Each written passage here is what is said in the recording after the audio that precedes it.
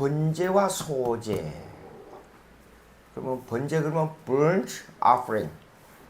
그러니까 태워서 그 태우는 향기를 하나님께 드린다 그런 뜻이에요. 그런데 소제 그러면 소득을 하나님께 드린다는 뜻이니까 곡식을 오늘날은 경제가 전부 화폐로 되어 있잖아요. 화폐를 하나님께 드려요. 그런데 당시에는 곡식이 화폐 역할을 했어요. 옛날에 어렸을 때 제가 쌀을 가지고 가면서 시골에서 그러더라고요. 돈 사러 간다 그러더라고요. 아니 돈을 가지고 쌀을 사지 쌀을 가지고 돈을 사요? 그 무슨 뜻이냐 그러면 쌀이 화폐의 기준이에요. 그러니까 금이 화폐의 기준, 이 종이가 화폐의 기준이 된 역사는 얼마 안 돼요. 옛날에는 동전, 상평통고, 그 엽전이 그 구리로 만든 그것이 화폐 기준이었어요. 그게 디나리, 그럼 은으로 가지고 조그맣게 만드는 건데, 그 제가 고각을 가리키는 닥터 페일스가 고각을 가리키는데, 하여간 거의 2, 3년에 한 번씩 꼭 예루살렘을 방문해요. 그래가지고 거기엔 자료들을 막 모집해와요. 근데 데나리온 그러면 그 조그마한 은전 요 정도밖에 안 돼요. 요 크기가. 근데 그거 하나가 하루 일한 값이에요. 당시에. 그러니까 그 모든 것이 화폐 기준이 있는데 구약에는 소제라 그러면 곡식이 화폐의 기준이었어요. 그러면 곡식을 갖다 드리는 거예요. 근데 여기서 번제와 소제의 개념이 달라요. 제사를 드리지만 그때 당시에는 신정 정치였기 때문에 재정을 어떻게 경영하느냐 하는 것은 성전 중심으로 이스라엘 백성들의 재정을 경영했습니다. 그러면 일단 구약의 헌금은 뭐이고 양의 제사는 번제는 뭐이고 소제는 뭐냐 하는 문제가 나옵니다. 그 번제는 예수님을 예표하는 타이팔라지 모형론으로서 짐승을 잡아서 피를 내가지고 그 살을 태워서 향기를 드린다 하는 의미인데 이 말은 뭐냐면 예수님에 대한 예표예요. 예.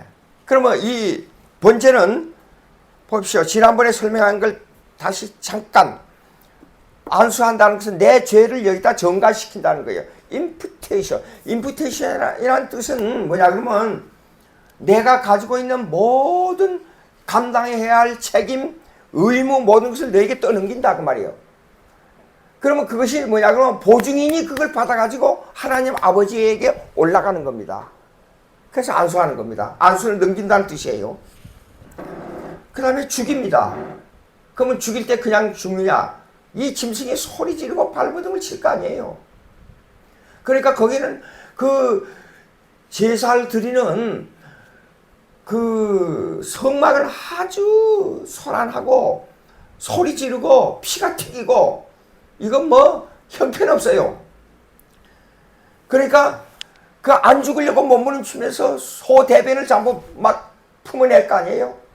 그러니까 그 피를 받아가지고 그 피를 문에다가 전부 바른단 말이에요. 뿌려요. 들어가는 문에다가. 그래 애굽을 탈출해 나올 때에 짐승의 피를 가지고 문설주에다가 발랐잖아요. 히브리서 9장에 피 흘림이 없으면 즉 죄 사함이 없다 그랬어요. 피를 흘려요. 근데 그것도 지저분한데 거기에다가 이 짐승들이 안 죽으려고 몸부림치면서 소대변을 막 흘려놓는단 말이에요. 그러니까 이 내장을 긁어가지고 전부 깨끗이 씻고 이 더러운 것을 전부 씻어내야 돼요. 그 다음에 이 걸어다니면서 짐승들이 이 발에는 별 더러운 것이 많이 붙어 있기 때문에 정강이 이를 떼내 가지고 그걸 깨끗이 또 씻어야 돼요. 그러니까 성막 안에서 일하는 제사장들이 일하지만 제사장들은 거룩한 옷을 입고 오늘 저처럼 이렇게 양복을 다 입고 넥타이 메고 나서 설교하는 게 아니에요. 그때 제사장들은 모든 더러운 일을 다 처리하는 거예요. 그게 성막 안은 지저분하기 짝이 없고 이게 소란스럽고 짐승들이 발버둥치고 더러운 걸 씻어내려니까 얼마나 냄새나고 그런 장소가 제사를 드리는 그 장소였어요. 그러면 이건 뭘 말하냐 그러면 예수님의 십자가에 달려서 십자가에 죽어가는 그 재판의 장소하고 아주 흡사해요. 자, 예수님의 머리에다가 가시관을 씌워서 피가 흘러요. 그 다음에 그냥 끌고 갔습니까? 그 갈고리가 달린 채찍으로 39대를 맞아요. 몸에. 그러니까 온몸이 피자국이 된 거예요. 근데 십자가를 지웠어요. 그걸 지우고 가는데 그냥 조용히 걸어갑니까? 로마 병정의 발자국 소리, 말을 타고 들어가는 그 소리, 소란한 소리, 로마 병정들의 기합 소리, 명령 소리, 예루살렘 여자들이 따라가면서 울면서 예수님께서 뒤돌아보시고 여자들아 나를 위하여 울지 말고 너희 자녀들을 위하여 울라. 예, 그 골고다로 올라가는 그 십자가의 길이 아주 소란스럽고 그냥 가는 곳마다 핏자국이었어요. 그것이 그냥 그걸로 끝나는 게 아니라 각을 뜨라 그랬어요. 양의 각을 뜨라. 온몸을 찢어야 돼요. 그러니까 예수님의 발끝에도 그 못자국, 손에도 못자국, 옆구리에도 칼자국, 창자국 찔린 거예요. 온몸이 찔리는 거예요. 그냥 머리 끝에서부터 채찍으로 맞은 자국, 옆구리, 손발 할 것 없이 머리에서 발끝까지 피로 물들어야 돼요. 이거. 그래서 비참하게 십자가에서 못 박혀 죽었는데 이 예수님이 스스로 제물이 돼서 제사를 드리는 것이 그 성막 안에서 짐승이 죽어가는 그 모습하고 아주 흡사하단 말이에요. 그런데 그걸 태운다 그랬어요. 왜 태우냐 그러면 태우는 것은 자취를 없애는 겁니다.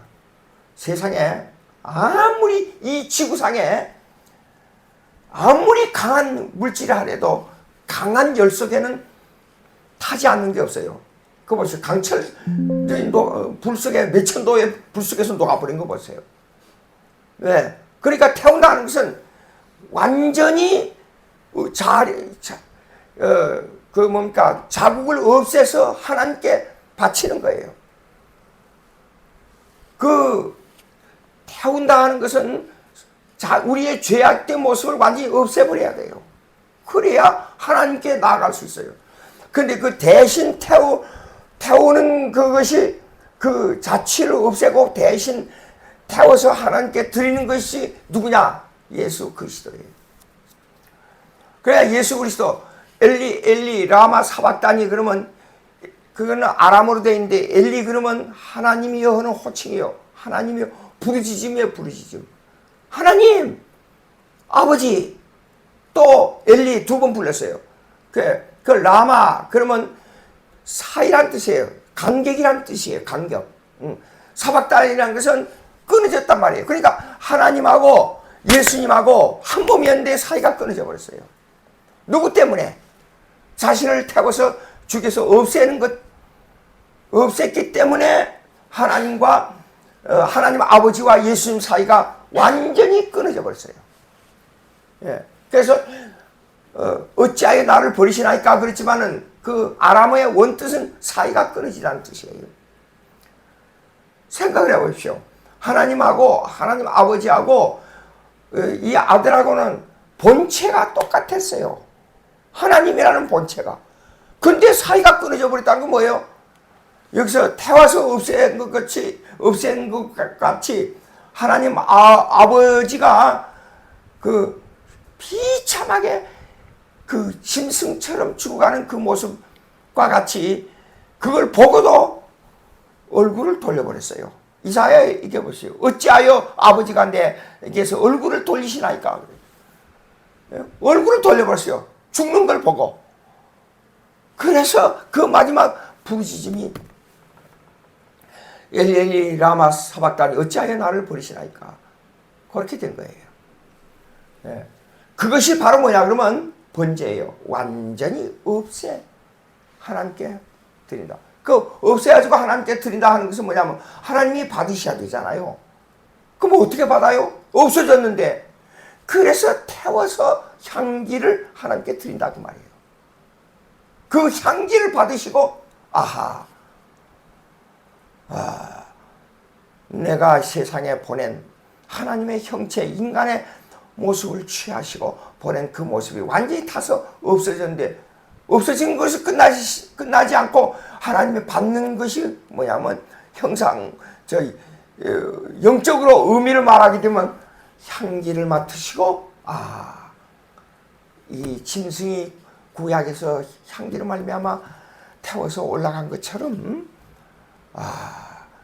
이제 그 세상에 보내신 하나님의 형체인 아들이 죽어서 완전히 없어졌구나. 그것을 인식하는 거예요. 태워서 올린다는 것은.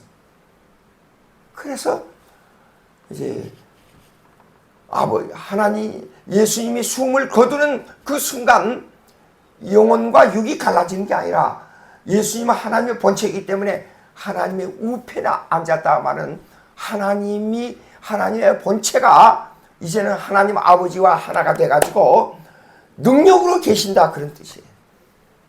그 향기가 올라가니까 타는 향기가 올라가니까 이게 제사직이에요. 이게 번제야.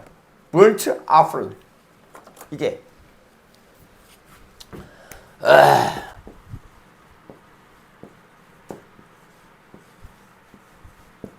이거 피곤하니까 더 글자가 안 되는 것 같아요. burnt offering. 자, 근데 이제 소제가 나와요. 소제는 뭐냐 그러면 곡식으로 드린 거예요. 곡식. 소득을 갖다 드린다. 곡식인데 가루를 내요. 가루를 내 가지고 근데 원 에바는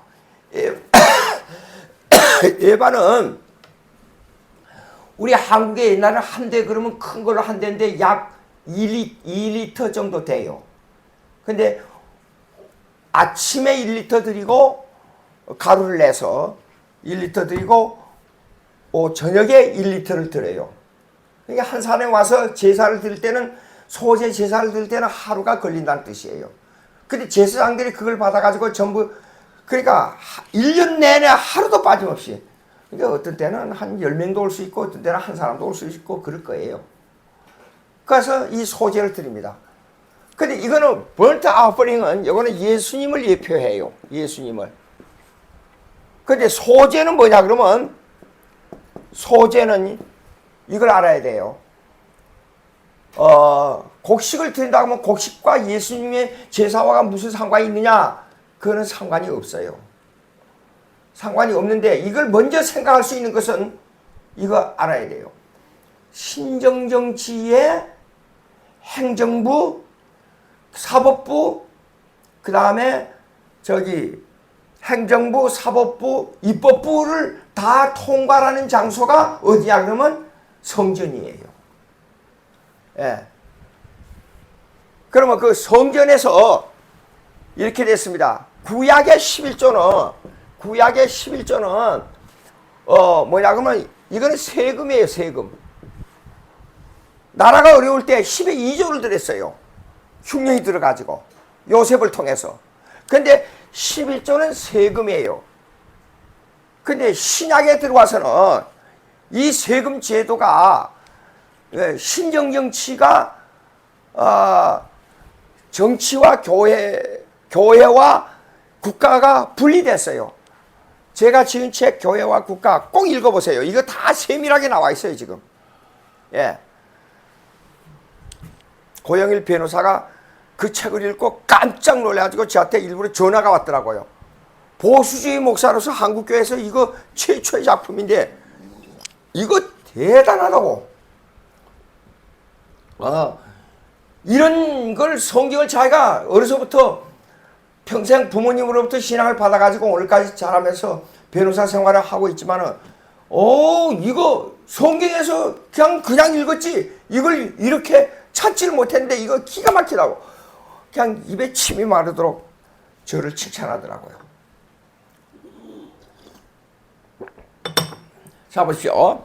요거 잠깐 설명하고 왜 소재가 뭐냐 그러면 신정정치 아래서 제사장들을 먹여 살리기 위한 세금의 종류예요. 이거 딱 그렇게 생각해야 됩니다. 12지파가 있었어요. 그렇죠? 12지파가. 그런데 성전에다가 뭘 바치는데 이 제사직을 담당한 레위 족속, 이 레위 족속은 이 12지파, 그러니까 여기에서 한 지파, 레위 족속이 빠졌으니까 11지파죠. 11지파들은 자기의 소득의 일부를 11조를 바쳐야 돼요. 예. 근데 사실상 이런 게 있어요. 11조를 바치게 되면 10지파 중에 한 지파가 나가게 되면 9지파가 나면 여기서 11조를 바치는 것이 확률적으로 맞아요. 그렇죠? 수입의 공평을 위해서. 그렇죠? 근데 12지파가 됐단 말이에요. 그런데 여기에서 소재를 드려요. 소재 곡식을 가지고. 그러면 이걸 가지고 기름과 유향을 섞어야 돼요. 맛있게. 예? 여러분 보세요. 제가 어려서 가난하게 자랄 때 보리떡을 만드는 볼 아무것도 넣지 않고 소금만 넣어요. 소금만. 맛이 없어요. 요즘 떡을 때 설탕도 넣고 뭐 더 넣고 맛있게 하잖아요. 옛날 제가 자랐을 때 찰떡하고는 비교가 안 될 만큼 맛있어요. 그런데도 배가 고파야 그게 맛있지. 배부른 다음에 그거 먹으면 별 맛이 없어요. 그러면 이 떡을 이렇게 해서 잘 익혀서 이걸 드리게 되면 사실상 11지파 중에 한 지파가 나가서 11조를 드리고 또 거기에 곡식에 이거 천열매라고 해요. 천열매. 왜? 천열매는 여기서 오직 예수님을 예표하는 것 중에 하나가 들어있는데 천열매는 예수님을 받아들이라 그랬어요. 예. 그러니까 우리는 그에 뒤따라가는 형제간들이에요. 그런데 이걸 드리게 되면 이 떡을 가지고 성전 안에서, 성막 안에서 이 제사장들 레위지파들이 이거 먹는 거예요. 이거요. 이 떡을, 이 소재를 가지고. 예. 근데 성전 안에서 먹어요. 성전 안에서. 성전 안에서 먹는데 이걸 가지고 여기서 먹는데 다윗이 배가 고팠어요. 그러니까 제가요 아까 말씀드렸잖아요. 신정정치 아래서 행정부, 그 다음에 사법부, 입법부가 집행되는 곳이 바로 이 성전을 중심으로 이루어졌단 말이에요. 예. 그런데 이 사람들이 그럼에도 불구하고 이 사람들이 성전 밖에 나가서 생활하는 것은 뭐냐? 여기서 생활하는 법이 어떻게 되냐 하는 문제가 나와요. 이 법은 구약에는 여러 가지 말이 나오지만 구약에는 법이 3가지로 딱 규정되어 있어요. 첫째 십계명, 십계명. 그 두 번째가 시민법이에요. 시민법. 예? 그 다음에 세 번째가 설명했죠. 예. 시민법, 이건 제사법. 근데 제사법을 중심으로 사실상 신정정치가 이루어진 거예요. 예. 근데 이 밖에 나가서 사는 것은 시민법이 있단 말이에요. 그러나 모랄룰, 우리가 지켜야 할 도덕률은 십계명이단 말이에요. 그러니까 제사법은 사실상 직접적으로 영향을 끼치는 법이 뭐냐 그러면 제사법은 십계명이에요. 십계명을 지키지 못하기 때문에 자기의 죄를 짐승에다가 전가시켜가지고 제사를 드린단 말이에요. 그런데 여러분 간단하게 생각할 수가 있어요. 아니 성전에서만 일하는 그 레위 족속들을 위해서 11조 드리고 또 그 다음에 곡식을 가지고 제사 드리면 소재를 갖고 떡을 만들어서 그들로 먹게 하고 그러면 그거 되겠느냐? 아 성전에서만 일하는데. 근데 구약의 성전의 내용을 보게 되면요 엄청 일이 많아요. 매일 사람이 몰려올 거 아니에요. 그거 다 받아서 제사 드려야 돼요. 청소해야 돼요. 또 그 기물을 유지해야 돼요. 성전 건물을 또 유지해야 돼요.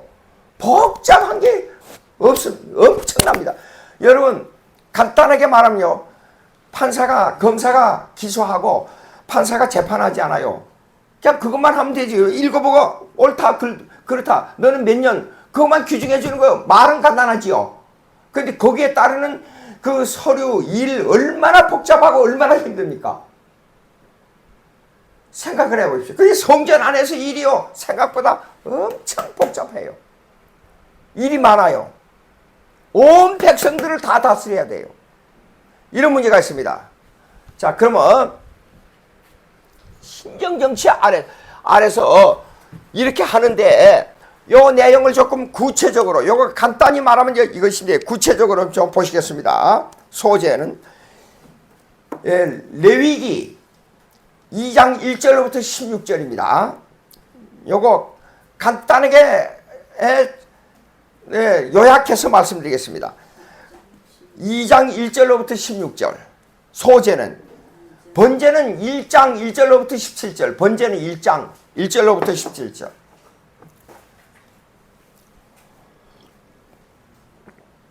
자 제가 소재를 드리기 위해서 곡식을 가져왔어요. 가루를 만들어 가지고 그러면 1에바라 그랬지요. 2리터라 그랬지요. 아침에 1리터 저녁에 1리터를 드려야 돼요. 그러면 10사람이 왔다 그러면 10사람 순서대로 드려야 될 거 아니에요. 그러면 곡식을 가루로 만들어 가지고 아까 말씀드린 대로 기름과 유향을 섞어야 돼요. 그래가지고 이것을 태워서 떡을 만드는데 자 화덕을 만들 때 철판에다가 흙을 이렇게 발라서 해야 이게 맛있단 말이에요. 만약에 철판에다가 바로 구워버리면 이게 타버려요. 그러니까 열을 잘 보존해서 조정하기 위해서 꼭 거기에다가 흙을 발라야 돼요. 그것도 진흙으로 그러니까 모래 흙을 바르면 안 돼요. 진흙을 발라가지고 거기에다가 여기서 그 기름은 뭘 말하냐 하면 성령을 말해요. 기름 부음 받았다 그러면 성령 받았다. 구약에 3대 직분이 있지요. 기름 부음 받는 직분이 뭐이지요? 왕직, 제사직, 선지자직이에요. 그러면 국가로 볼 때는 신정정직 국가로 볼 때는 왕은 행정직을 담당해요. 국가의 행정직을.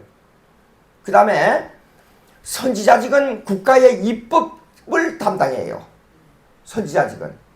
그 다음에 제사직은 사법부를 담당해요. 죄를 해결해 주니까.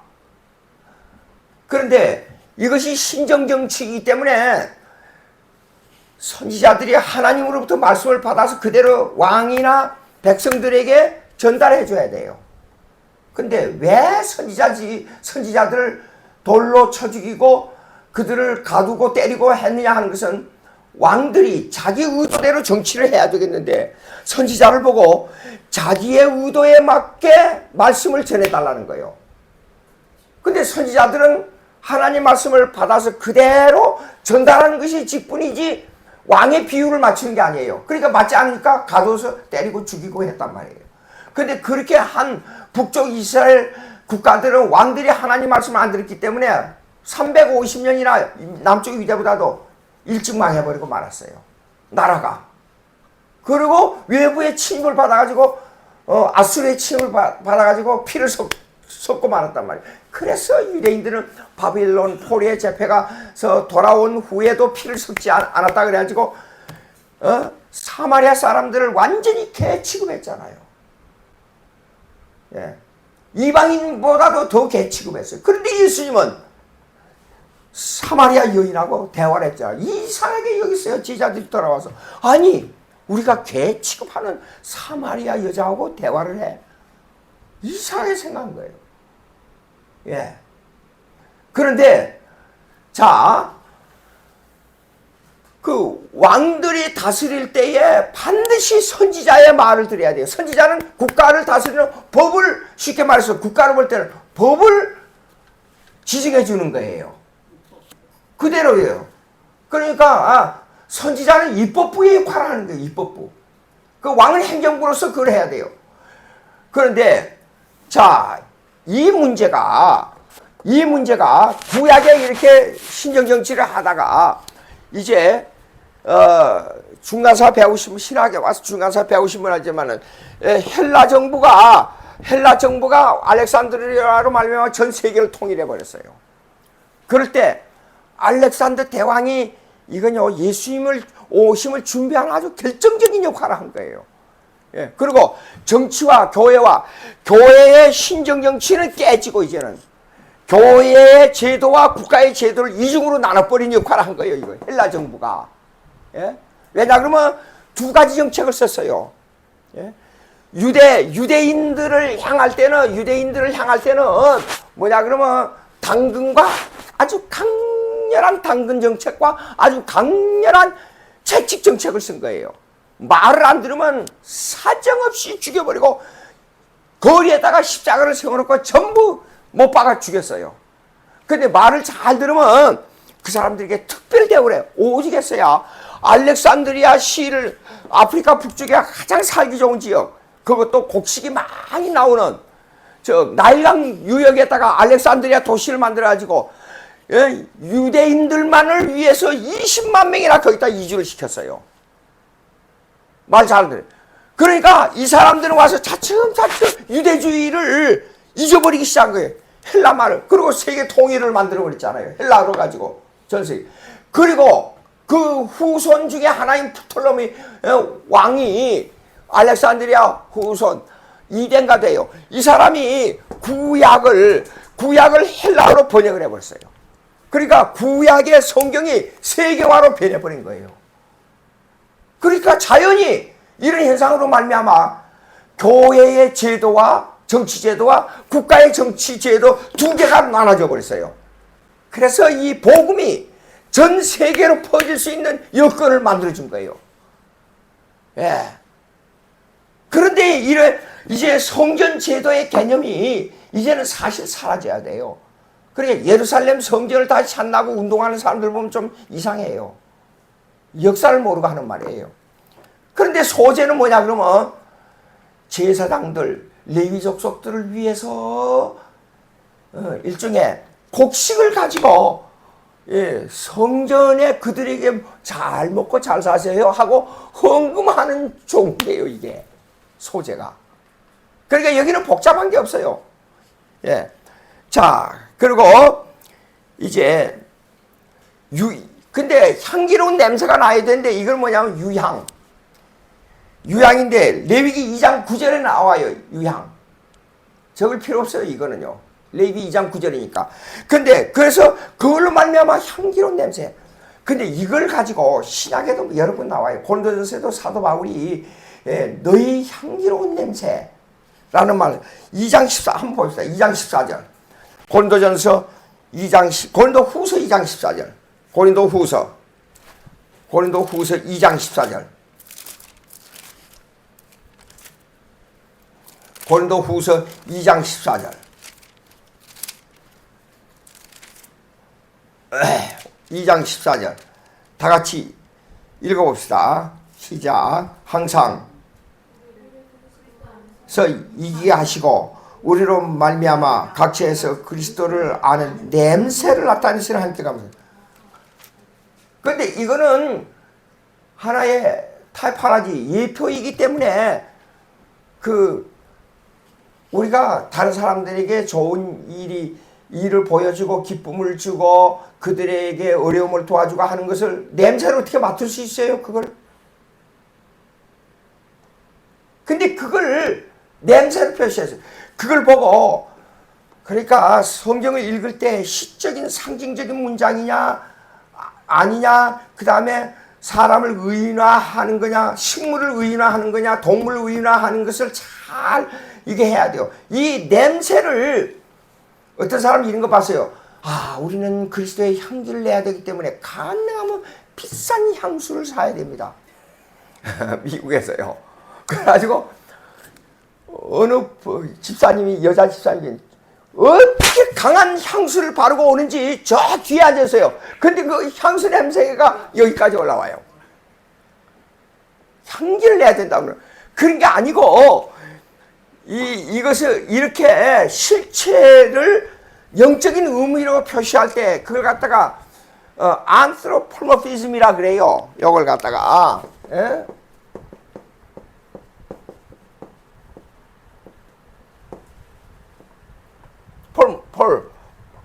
폴모피즘. 여보세요. 이렇게 단어가 긴데 이건 뭐냐면 이거는 헬라 말의 안드로포스에서 나온 말이에요. 안트로폴모피즘. 저기요, 이렇습니다.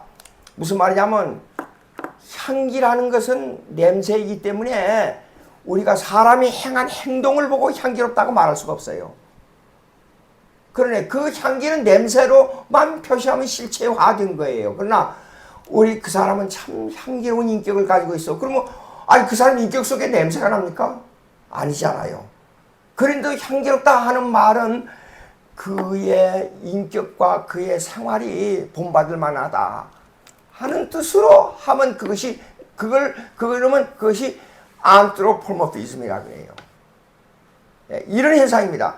그러니까 여기서 나타난 향기라 하는 것은 곡식을 들여서 향기를 섞어서 냄새를 바라는 것은 앞으로 우리의 삶을 어떻게 살아야 되냐 하는 것을 예표하고 있다고 말이에요.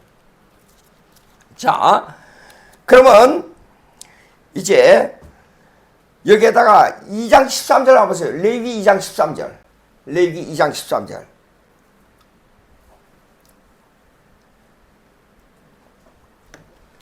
또 그와 비슷한 게 하나 나오죠. 이 안트로폴모피즘. 한국말로 뭐라 해야죠? 그걸 갖다가 신인동형론 이렇게 하면 돼요. 신인동형론. 하나님과 인간을 같은 레벨로 놓고 생각한다 그 말이에요. 신인동형론, 안트로폴모피즘. 자, 레위기 2장 13절 한번 읽어봅시다. 시작. 내 모든 소재물에 소금을 치라. 예. 내 하나님의 언약의 소금을 내 소재에 빼지 못할지니 내 모든 예물에 소금을 치라 그랬잖아요. 마태복음 5장에 보면 소금을 맛을 낸다 그랬어요. 이 음식 속에 소금이 안 들어가면 별 맛이 없어요. 음식 속에 소금. 그러면 소금은 음식을 썩지 않도록 하는 썩음을 방지하는 역할을 하잖아요. 그러면 음식에 대한 영구성을 말하기 때문에 이거는 우리의 영혼의 영원성을 이미 예표하고 있는 거예요. 이 소재 속에서. 예.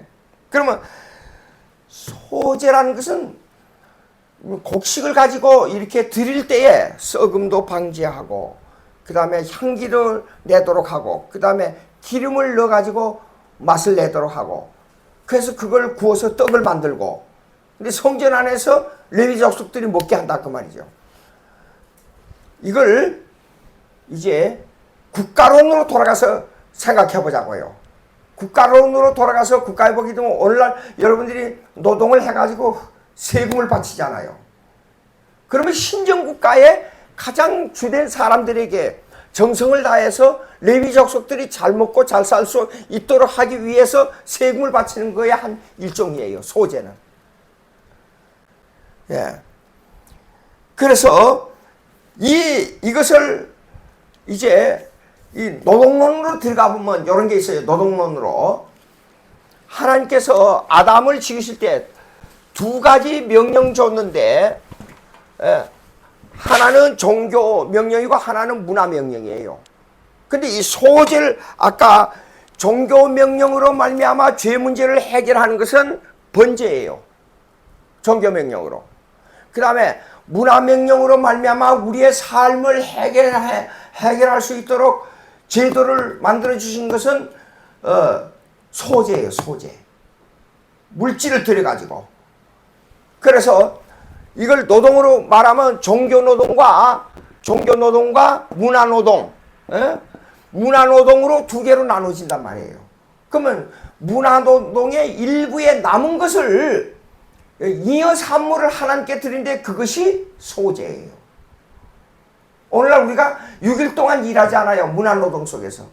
문화노동 속에서 6일 동안 일하는 일부의 잉여 산물을 국가에다가 세금을 바치는 것과 같다 그 말이에요. 예.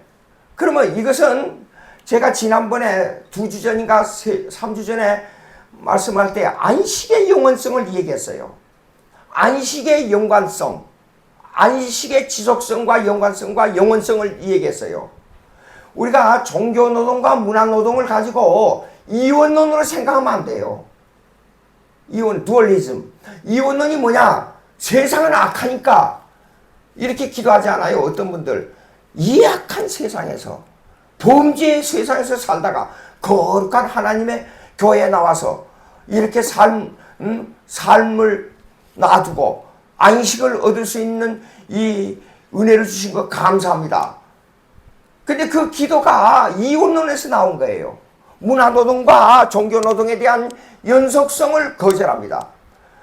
지금 이 제사로 볼 때는 이렇게 생각해야 돼요. 제사로 볼 때는 제사는 짐승을 잡아서 피를 내서 예수님을 믿는 그 신앙의 그 번제의 신앙이 이 소재와 연관성을 가져요. 문화노동 속으로 이 종교노동의 개념이 문화노동 속으로 들어와야 안식의 연속성이 이루어진다 그 말이에요. 예? 근데 이상하게 교회는 거룩한데 왜 자꾸 다투고 그래요? 예. 그게 아니고 이 번제의 개념이 소재의 개념하고 연관성이 있다니까요. 따로 떨어진 게 아니에요. 우리의 노동은 생각을 해보십시오. 종교노동, 교회를 위해서 일하고 전도하고 성경 읽고 그 다음에 기도하고 그거 할 때는 몸이 전혀 피곤하지 않고 전혀 잠도 안 오죠. 그렇습니까? 그게 아니잖아요. 기도하고 예배 모든 종교노동도 다 에너지가 소모되고 문화노동도 다 에너지가 소모돼요. 똑같은 현상이에요. 근데 일하는 영역이 다르다 그뿐이에요. 그러니까 우리가 신앙생활이 모든 노동 속에서 하나님과 연관돼야 돼요. 예? 그리고 종교노동은 이렇습니다. 우리가 현상 속에서 다 태워서 없애버려요. 그렇죠?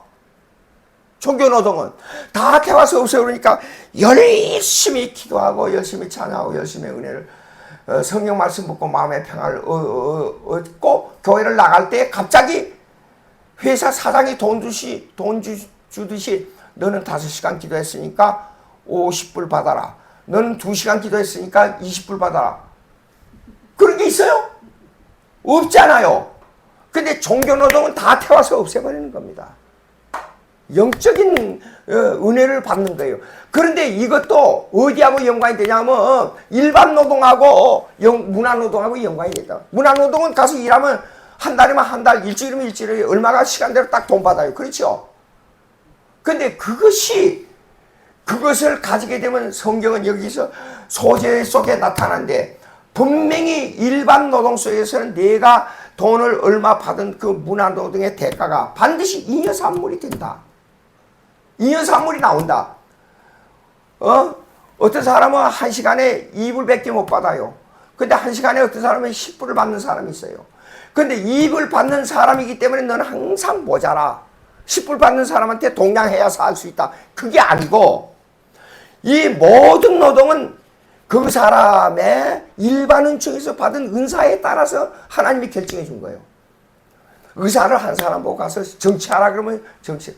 그 유명한 외과 의사인 누구지요? 북한에서 잡혀가지고 이 무슨 의사가 있었잖아요. 거의 죽을 사람을 살린 사람. 이 멋이라는 사람. 그 사람 보고 가서 유명하니까 가서 정치하라고 국회의원 나오라고 그렇게 애원했어요. 어느 당에서. 근데 나는 그거 하면 죽습니다. 나는 그거 못합니다. 끝까지 거절하고 말았어요. 예. 그 하나님께서 주신 일반 노동의 은혜가 다른 거예요. 그러면 그 노동은 이입을 받은 사람도 반드시 자기가 먹고 살라고 잉여 산물이 나오게 돼 있어요. 남는 부분이 있어요. 근데 모자란 사람은 왜냐?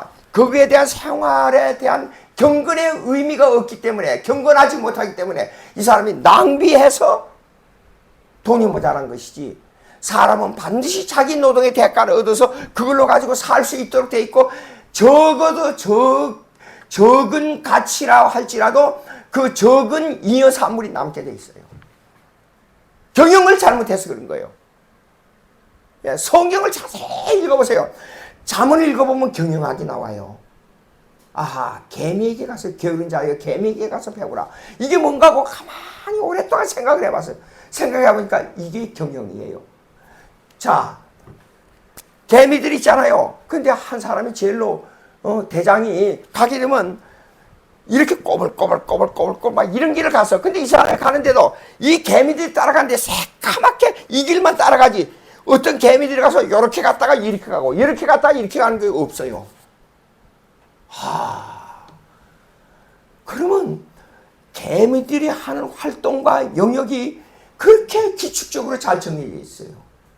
근데 사람은 안 그래요. 예. 이 게으른 사람들은 어떠냐? 여기에서 꼭 이 길을 따라간 게 아니라 여기 가다가 가만히 보니까 이거 없애버리고 바로 가는 게 좋으니까 이렇게 가려다가 이게 당떨어지 떨어 죽어요. 개미의 법칙을 모르는 거예요. 경영은 개미의 법칙이에요. 한마디로.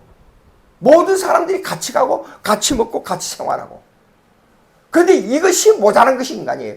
그러면 경영을 하는 사람은 뭐예요? 이 사람은 80점짜리야. 일하는데 이 사람은 10점짜리야. 그러면 10점짜리에다가 80점을 맡겨버리면 안 돼요. 80점짜리에다가 10점짜리만 하게 되면 일을 하다가 별 재미가 없어요. 다른 사람은 몇 시간 일하는데 나는 1시간에 끝내버려요. 예. 그러니까 10점짜리는 10점짜리에다가 배치하고 80점짜리는 80점짜리 일하는데 배치하는 게 그 경영이에요. 그런데 개미들은 이래요. 자기가 맡은 영역이 있으면 절대로 그 영역에서 안 벗어나고 자기 의무에 따라서 루틴, 정해진 의무에 따라서 일을 해요. 이것이 하나님께서 주신 노동의 법칙이에요. 그러면 이 노동에서 얻은 소득이 있어요. 분명히. 그 소득을 가지고 소재를 드리는 거예요. 즉 국가를 경영하는 데 있어서의 세금이나 마찬가지예요. 그러면 이것이 번제하고 무관하냐? 아니에요. 번제하고 아주 밀접한 관계가 있어요. 자, 왜 여기 보면 감사함으로 드리라고 그랬어요. 소재는. 근데 번제는 감사함으로 드리라는 말이 없어요. 왜냐? 노동을 주신 하나님께 감사. 일할 수 있게 해주신 감사. 먹을 수 있게 해주신 감사. 예? 그러니까 12편, 2편, 8편에는 내가 편안히 눕고 자기도 하리니 그 여호와께서 나를 보하심이라 그랬어요. 우리의 삶이 숨쉬고 잠자고 일하고 하는 것이 전 삶이 하나님의 이 사역과 연관이 돼 있어요. 그런데 이걸 보고 이 죄악된 세상에서 일주일 동안 살다가 하나님의 거룩한 하나님의 존재에 나와 계시니 감사합니다. 그거는 이원론 완전히 이 소재와 번제를 연관성 있게 생각을 못하는 사람의 기도예요. 소재. 자, 그러면 이제는 하이델버그 신앙 고백이 있어요. 하이델버그. 독일 신에서 나온 건데, 하이델버그 신앙 고백에서는 인생은 그 자체가 예배다 그랬어요. 예. 인생은 그 자체가 예배다 그러면 맨날 기도하고 찬송하고 성경 읽고 아멘만 해야 되냐? 그게 아니고 노동 속에서 하나님을 어떻게 찾아야 되냐? 노동 속에서 하나님을 어떻게 경배해야 되냐? 그거예요. 간단히 예를 들자고요. 어떤 사람들은 저는 우리 아버지의 체질을 받아서 건강을 주셨어요. 제가 생각하니까 농담 비슷하게 어느 시골에 가서 설계해달라고 해서 설계할 때 그러니까 교인들이 막 웃더라고요. 우리 할아버지가 외정시대 때 60을 못 넘겼어요. 한갑 넘기기가 힘들었어요. 그런데 우리 할아버지가 키가 크고 호리호리했다 그래요. 저는 뵙지는 못했지만 근데 80 가까이 살았어요. 근데 우리 아버지도 호리호리해요. 근데 100세 가까이 살아요. 20년 차이가 나요. 그러면 제가 그 손자이기 때문에 제가 20년 더 하게 되면 118살에 죽어야 돼, 제가. 계산선적으로. 예. 그러니까 120세까지 살으라고 지금 절보고 그러지만은 어쨌든 사는 날 동안에 건강하게 사는 것이 좋아요. 예. 그러니까 그걸 생각하면요, 하나님께, 예, 무한 하나님 감사합니다. 그리고 우리 집 사람이 그래요. 제 애들 보고 하나에 뭐 집중하면 밥 먹는 것도 깜빡해져 버려요. 그러니까 우리 사람 와서 피우세요. 어쩌면 그렇게 지 애비를 닮아갖고 애들이 저렇게 그 세미는 이래요. 뭐에 집중하게 되면 밥 먹는 것도 잊어버리고 뭐 땀을 뻘뻘 흘리면서 그 일을 해요. 그리고 학교 가니까 이러더라. 선생님이 그렇게 좋아해요. 우리 세미를. 그러니까 일을 맡기게 되면 다른 정신 안 쓰고 그걸 다 끝날 때까지 아무 말 없이 그 일을 다 완성한다 그래요. 그래서 선생님이 저를 보고 그렇게 좋아하고 좋은 아들을 둬서 얼마나 기쁘냐고 저를 보고. 그런데 하는 거 일 보고 막 소리를 지르고 밥 먹으라 해도 오지도 않아요. 그러니까 어쩌면 지 애비를 딱 닮아가지고 밥도 안 먹고 저지르다고 우리 사람은 농담으로 그래요. 그러니까 그렇게 하는 것이 다 하나님께 주신 은사예요. 예. 그렇게 해서 하나님이 일을 할 수 있도록 해준 것이 제가 요새 느끼는 게 있어요. 손흥민? 예? 손흥민이요? 예, 흥민인가 뭐야. 근데 그거 보고 아하, 저거는 근데 그 아버지를 봤어요. 아버지 그 손흥정 감독이 하는 얘기를 이렇게 하고 그 축구하는 걸 가르쳐요. 아하, 아버지의 그 일반 은총의 은사를 받았어요. 근데 그 아버지는 이래요. 공을 가지고 하나를 하게 되면 그것만 계속적으로 집중적으로 훈련하고 그걸 즐거워하는 성질을 가지고 있어요. 그 아버지가. 근데 그거 유전자를 그대로 받은 거예요. 예, 그러니까 하나를 완성하기 위해서 공을 이렇게 차게 되면 이것이요. 이 발을 끝으로 차지 않습니다. 발등으로 차는데 45도 각도에서 저도 축구를 좀 해서 알아요. 예. 이렇게 하면 공이 휘어져 가요, 이쪽으로. 그걸 매일 똑같은 걸 수백 번, 수천 번 연습하는 거예요. 예, 1000번씩을 했대. 예. 하루에. 그러니 이것을 다른 사람은요, 한 100번 하다가 실증 나서 안 해요. 근데 이거는 집중하는 거예요. 그것도 하나님 주신 은사예요. 일반에 주신 은사.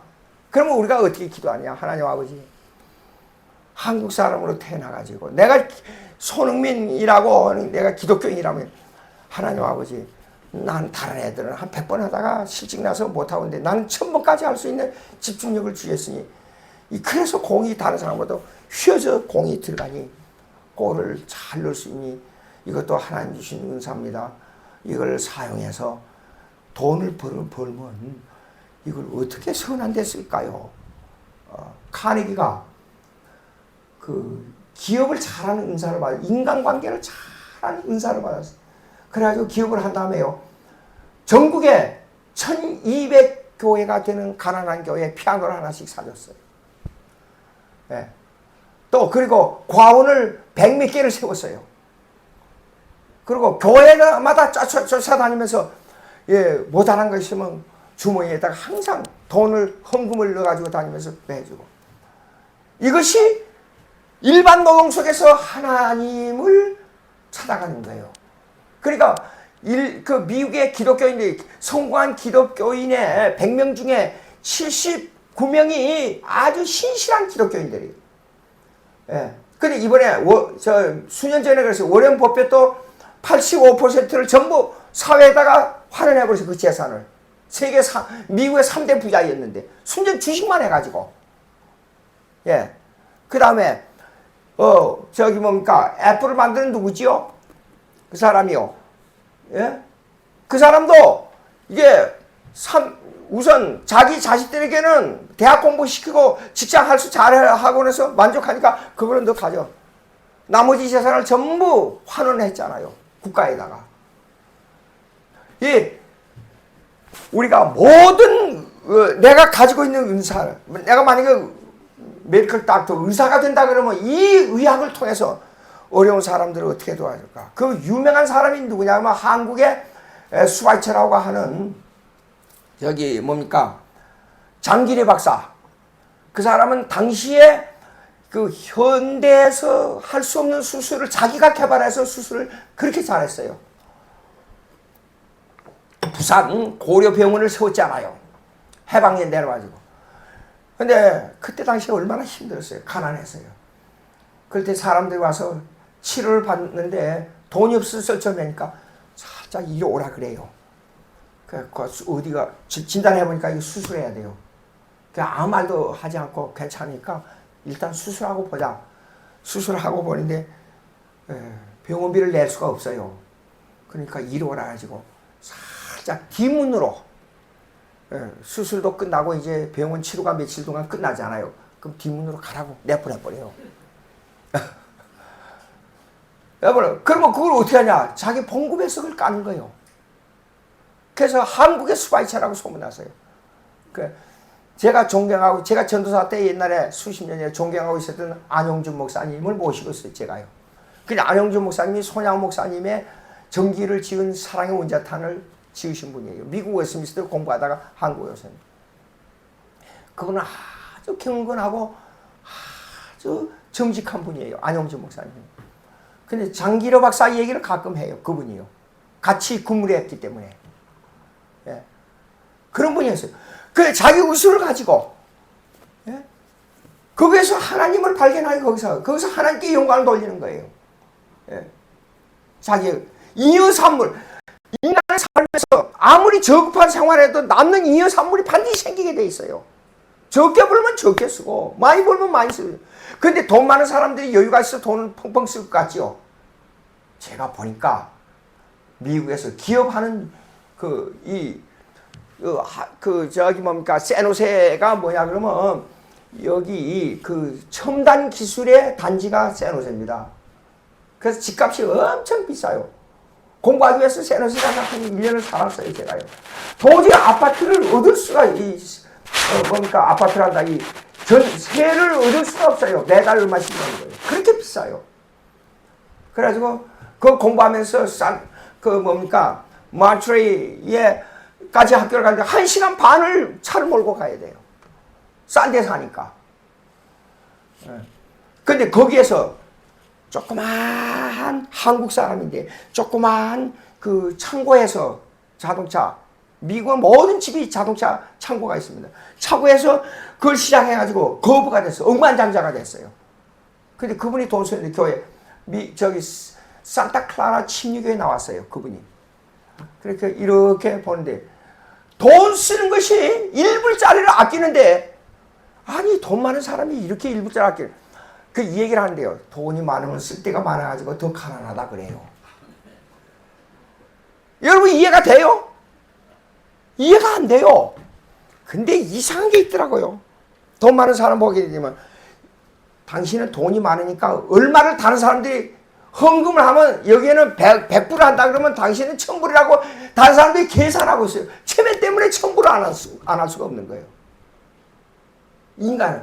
그러니까 인간은 경제를 어떻게 하느냐. 잉여 산물이 반드시 남게 돼 있는데 잉여 산물을 가지고 소재를 드리는 거예요. 감사함으로. 그 제사입니다. 일종의 국가를 신정정치니까 국가를 유지하는 데에 재물을 쓰라 그 말이에요. 소재는. 그런 뜻입니다. 이 얘기가 많습니다. 오늘 시간이 돼서 여기서 끝나고 다음에 대한 제사, 7가지 제사를 하나씩 분석하면서 다음에는 화목제입니다. 화목제를 어떻게 해야 되냐 하는 거 나오니까 제사를 보면 이렇습니다. 예수 그리스도가 보이고 국가가 보이고 우리의 삶이 보이고 아주 중요한 내용들이 많이 보여요. 그리고 문화와 이 경제와 모든 것들이 이 속에 들어있어요. 그것을 우리가 잘 여기서 발굴해야 되지 않냐. 기도하십시다. 하나님 아버지 감사